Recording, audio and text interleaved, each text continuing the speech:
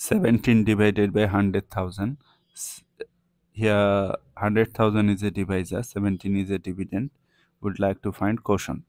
10 to the power 10, 100,000, 10,000, 100,000, these are called power of 10, of course positive.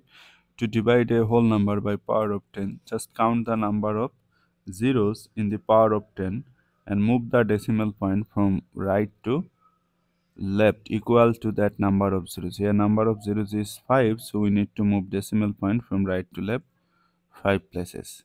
So since this is a whole number, so decimal point will appear at the end here. 1 place, 2 place, placeholder 0, 3 place, placeholder 4 place, placeholder 0, 5 place here. So we are getting decimal 00017.